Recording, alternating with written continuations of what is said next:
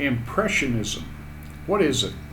70 to the 1880s, mostly in Paris. The Académie des Beaux-Arts in France became the clearinghouse that every artist began to try to participate in their important exhibitions. They emphasized portrait, historical, and religious paintings, favoring highly rendered techniques, golden glazes, and a definite demand of painting tied to previous great art.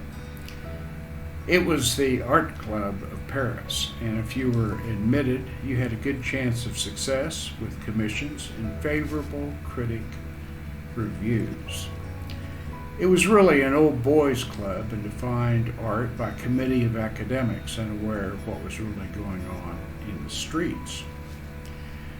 Influenced by Delacroix and Turner, a group of painters wanted something else.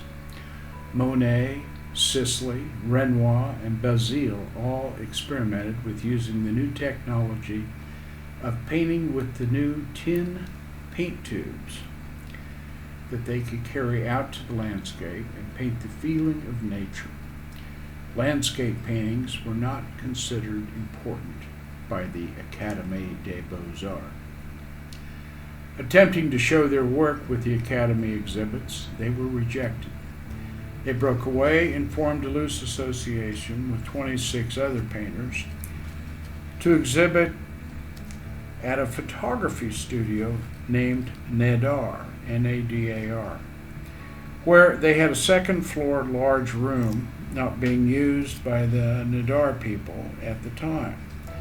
Nadar had apparently become very successful making portrait photographs of important people and had less and less use for their large gallery space upstairs. The painters had 8 shows from 1874 to 1886, and many of the Impressionists we know today participated. The critics scoffed at them. The Academy thought the work was amateur and poorly executed. Much criticism and rejection was aimed at this radical group of daubers and paint amateurs.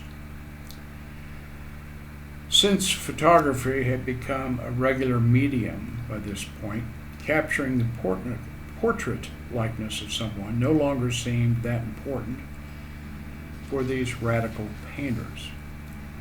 They wanted to escape from the city and hit the fields and countryside to paint outdoors and be free of all of the academic conventions and rules about what was fine art or fine painting.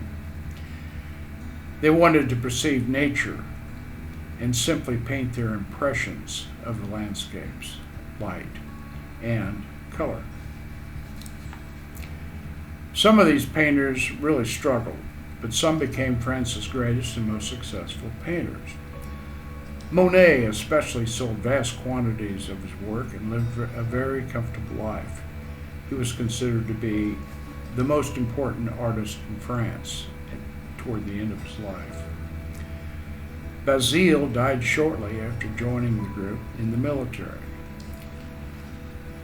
Paul Cézanne escaped to his family's estate after his family passed on. He spent the rest of his days painting Mount Saint Victoire. Then another group of artists emerged.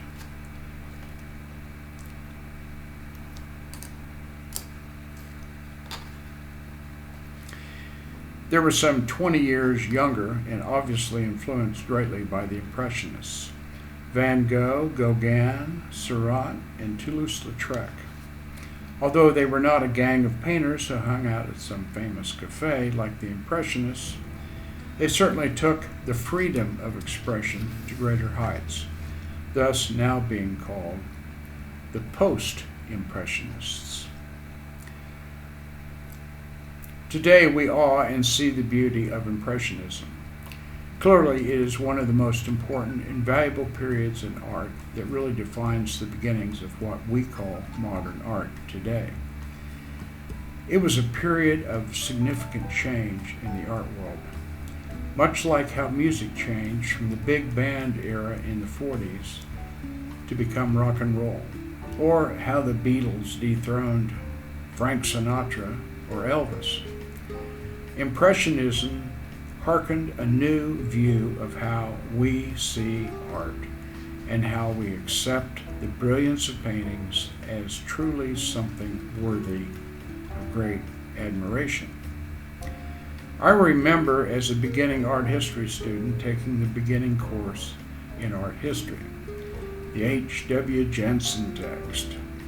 The semester ended and we only barely touched on the Impressionists in the last week of the class. I saw at that point that the next class in modern art was then incredibly important and interesting, just like when Flash Gordon is left dangling on the Martian cliff, about to fall and run out of O2. I signed up quickly, and so began my love of art history. So many interesting stories of artists from humble backgrounds achieving something magnificently eternal and living way past their mortal time on the planet. The Impressionists certainly garnished my respect as being significant art and showed all of us that art truly is something beautiful, valuable, and significant.